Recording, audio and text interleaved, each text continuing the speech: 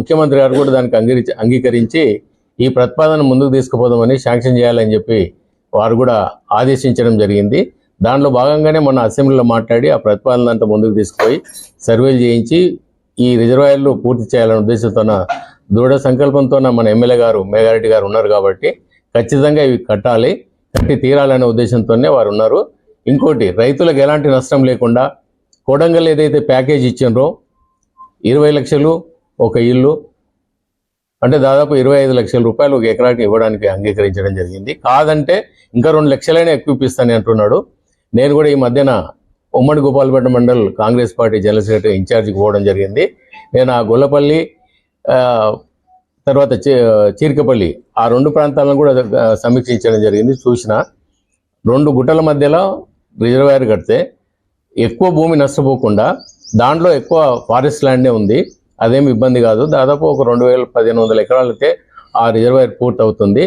అట్లాంటి ఆ రైతులకు ఎలాంటి నష్టం పోకుండా మన ప్రాంతంలో మీకు అందరికీ తెలుసు, చెరువునికి ఎక్కడ కొన్నా కూడా 16-17 లక్షల కంటే ఎక్కువ వాల్యూ లేవు.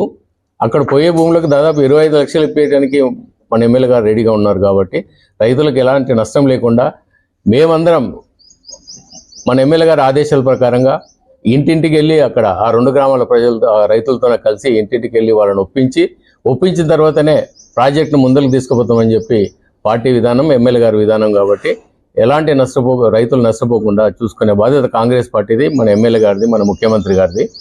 కాబట్టి ఈ కల్లిబొల్లి మాటలు చెప్పకుండా నిరంజన్ రెడ్డి గారు ఒక్కొక్కసారి ఒక్కొక్క రకంగా మాట్లాడుతున్నారు. ఏదైతే గొల్లపల్లి రిజర్వాయర్ గురించి మరి గతంలో టీఆర్ఎస్ ప్రభుత్వం ఉన్నప్పుడే 15-16 సంవత్సరంలో జీవో విడుదల చేయడం జరిగింది.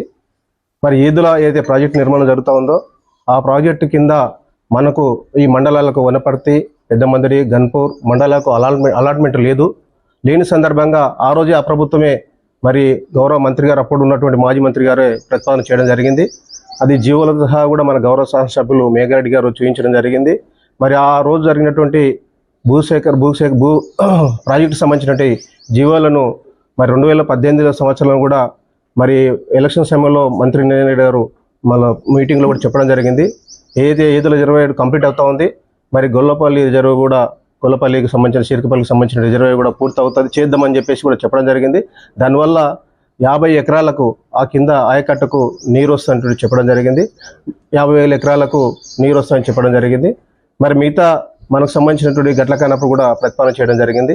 మరి ఇవన్నీ కూడా రైతుల సంక్షేమం కోసం, రైతులకు సాగుని ఉద్దేశం చేసినటువంటి కార్యక్రమాలు. కాబట్టి అప్పుడు ఉన్నటువంటి ప్రభుత్వాలు కూడా అక్కడ ఉన్న రైతులు కూడా సహకరించడం జరిగింది. మరి ఈరోజు కొత్తగా వాళ్ళు ఏదైతే చీరికపల్లి రిజర్వాయర్గా కంప్లీట్ అయితే మరి కాంగ్రెస్ ప్రభుత్వం ఇప్పుడు ఉన్నటువంటి గౌరవ మేఘారెడ్డి ఎమ్మెల్యే గారికి పేరు వస్తున్నటువంటి దురుద్దేశంతో తప్ప అది రైతుల కోసం, రైతుల మీద ప్రేమ ఉన్నటువంటి విషయం కాదు. ఎందుకంటే దాదాపుగా 50 ఎకరాల భూమికి సాగులోకి వస్తే మరి రైతులు ఎంతమందికి, దాదాపు పెద్దమంది మండలం, గన్పూర్, వనపర్తి మండలాలకు సంబంధించిన రైతులందరూ కూడా మేలు జరుగుతుంది. గోల్పేట మండలానికి కూడా మేలు జరుగుతూ ఉంది.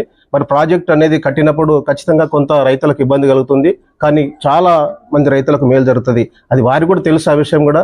కానీ ఈ ప్రభుత్వం వచ్చి, కాంగ్రెస్ ప్రభుత్వం కానీ ఇక్కడ గొల్లపల్లిలో రిజర్వాయర్ నిర్మాణం చేసినట్లయితే ఈ రైతులు, సంబంధించిన వనపర్తి నియోజకవర్గం సంబంధించిన రైతులందరూ కూడా మేలు జరుగుతుంది. ఆ మేలు జరుగుతూ పాటు కాంగ్రెస్ ప్రభుత్వం చేసినటువంటి ఒక ఎమ్మెల్యే మేఘారెడ్డి కూడా మంచి పేరు వస్తున్నటువంటి దురుద్దేశంతో మరి మంత్రి గారు ఈ విధంగా చేయడం జరుగుతూ ఉంది. మరి మొన్న మీటింగ్ జరిగినట్టు హరీష్ రావు గారు రావడం జరిగింది. వారు కూడా పూర్తిగా ఎలాంటి ఆ ప్రాజెక్టు పైన మాట్లాడకుండా కేవలం కాంగ్రెస్ పార్టీ పైన మాట్లాడి మరి రైతులకే మేలు చేస్తామని చెప్పిండే కానీ ఆ ప్రాజెక్టు నిలుపుదల చేసే విధంగా ప్రయత్నం చేస్తాను కూడా ఎక్కడ చెప్పలేదు. ఎందుకంటే వారు కూడా తెలుసు, ఆ రోజు వాళ్ళు నీటి శాఖ మంత్రిగా ఉన్నారు కాబట్టి వాళ్ళకి ఈ ప్రాంతానికి నీళ్లు రావాలనే ఉద్దేశంతో వాళ్ళు మన ఆ రోజు అన్నిటి కూడా మన జీవోలు విడుదల చేయడం జరిగింది. మరి ఈ రోజు గౌరవ మన శాసనసభ్యులు గారు ఏదైతే అసెంబ్లీలో మాట్లాడి, ఎందుకంటే వాస్తవంగా మరి మన వనపర్తి నియోజకవర్గం సంబంధించినటువంటి ఇప్పుడు ఏదో ఏదుల రిజర్వాయర్ ఉందో దాంట్లో అలాట్మెంట్ లేదని కూడా క్లియర్గా మనకు ఈరోజు పత్రికా విలేకరుల సమావేశం ఏర్పాటు చేసుకోవడం జరిగింది పెద్దమందడి మండల హెడ్ క్వార్టర్లో.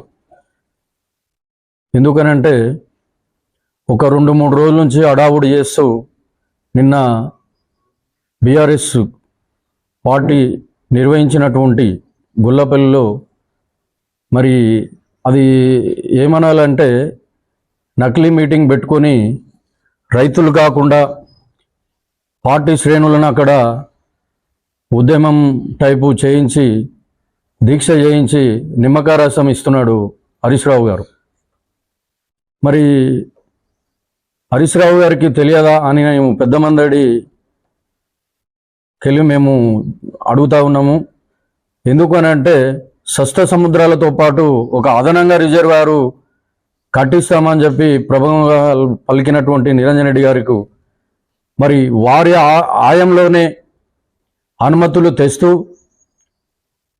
మరి అన్ని విధాలుగా అనుమతులు తీసుకొని ఆ ప్రభుత్వానికి వాళ్ళు ముఖ చిత్రం ఏర్పాటు ఆ ప్రభుత్వంలో ఆ రిజర్వాయర్కు వాళ్ళు ముఖ చిత్రం ఏర్పాటు చేయడం అయింది.